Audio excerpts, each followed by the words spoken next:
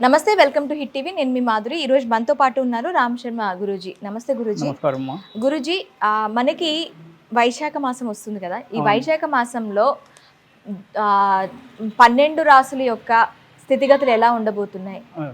ఈ రాశి వాళ్ళు ఏమైనా చేసుకోవాలి అంటే పరిహారాలు, ఎలాంటి పరిహారాలు చేసుకోవాలి, ఎలాంటి పరిహారాలు ఎలాంటి పూజలు చేసుకుంటే వాళ్ళకి ఇంకా ముందుకు బాగుంటుంది?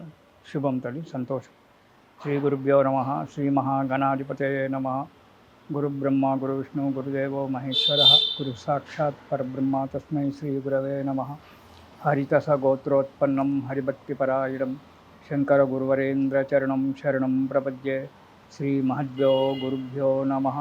అరుణాం కరుణాతరంగితాక్షిం ధృతపాశాంకుశపుష్పబాణ చాపాం హనిమాధురయూవృతాం అయోకైః అహమిత్యేవ విభావయేద్భవానీం. శ్రీ గురుభ్యో నమ.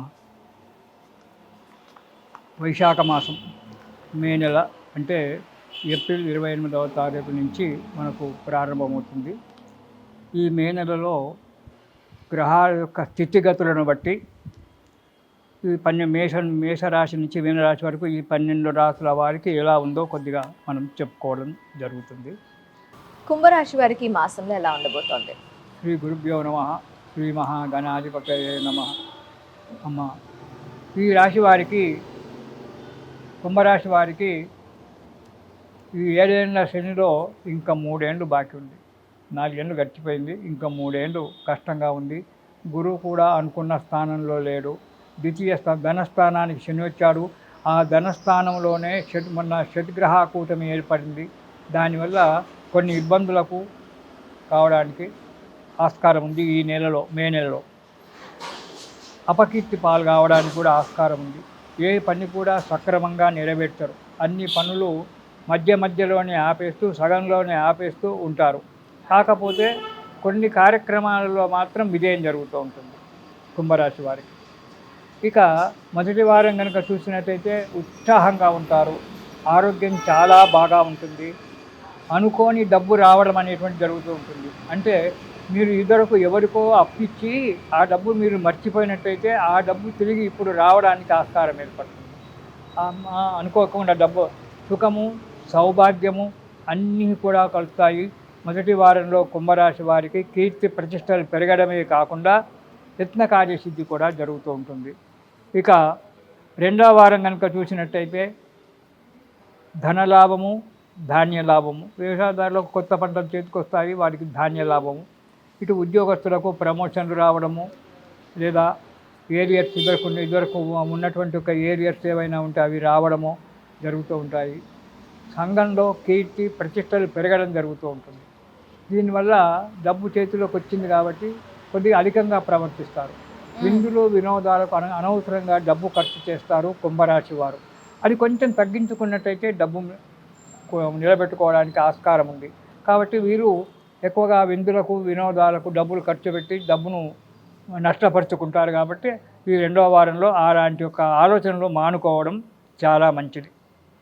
ఇక మూడవ వారంలో కనుక మనం చూసినట్టయితే, రెండవ వారంలో కనుక చేసినటువంటి ఒక తప్పులకు మూడవ వారంలో మనశ్శాంతి లేకపోవడము, ఎప్పుడు విచారంగా ఉండడము, వృధా కలహాలు, ఎవరు మాట్లాడినా కోపానికి రావడము, వాళ్ళు మంచి చెప్తున్నారు అనేటువంటి ఒక ఆలోచన లేకుండా మనశ్శాంతిగా లేకుండా ఉండడము, ఇలాంటివి జరుగుతూ ఉంటాయి. తర్వాత యత్నకార్య భంగము, చేసేటువంటి ఒక కార్యక్రమాలలో ఎప్పుడు మంచిగా చేయకుండా ఆ కార్యక్రమంలో భంగం వాటిల్లడము, దానివల్ల కొంత డబ్బు నష్టపోవడము అనేటువంటి కూడా జరుగుతుంది. కార్యక్రమం ఎప్పుడైతే మనం మంచిగా చేయలేదో దానివల్ల అపకీర్తి కూడా వస్తుంది. సంఘంలో ఈ వ్యక్తి మంచిగా పని చేయడు మంచిగా అనేటువంటి దానివల్ల ఒక చెడ్డ పేరు అనేటువంటిది వస్తుంది. దానివల్ల కీర్తి ప్రతిష్టలు దెబ్బతింటాయి మూడవ వారంలో. ఇక నాలుగవ వారాన్ని కనుక వచ్చినట్టయితే భార్యాబిడ్డల చేత కలహాలు ఏర్పడడం, ముఖ్యంగా భార్యాబిడ్డల చేత. ద్వితీయంలో కుటుంబ స్థానంలో శని ఉన్నాడు, రాహు ఉన్నాడు.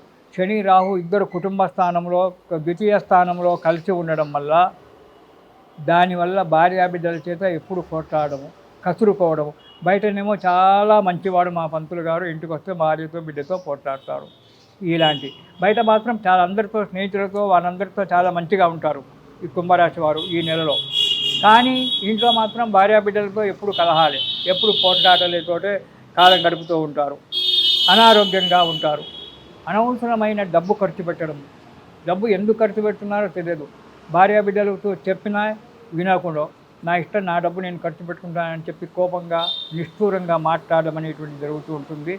4వ వారం మనోవిచారము, వాళ్ళే తప్పు చేయడము, వాళ్ళే బాధపడము అనేటువంటిది ఈ రాశి వారికి ఈ నెలలో జరుగుతుంది. కాబట్టి తగు జాగ్రత్తగా ఉండాలి. ప్రతి పని ఆలోచన చేస్తూ అధికంగా పోకుండా మనశ్శాంతితో జీవనం గడపాలి ఈ కుంభరాశి వారు ఈ నెలలో. ఈ రాశివారు ఈ నెలలో ఎక్కువగా ప్రయాణాలు చేయకుండా ఇంట్లోనే ఉంటూ ఆ భగవంతుణ్ణి కనుక వేడుకున్నట్టయితే కొన్ని కష్టాలు వాటంతటవే దూరం అయిపోవడానికి ఆస్కారం ఉంది. ఈ రాశివారు ఈ నెలలో శివుని యొక్క స్తోత్రము, శని స్తోత్రం 2 కలిపి చదువుకొని ప్రతి శనివారము శనికి తైలాభిషేకము, శివుడికి రుద్రాభిషేకం కనుక చేసుకున్నట్టయితే కొన్ని కష్టాల నుంచి దూరం అయిపోయి మనశ్శాంతిగా హాయిగా సుఖంగా జీవిస్తారు. ఇది శుభం.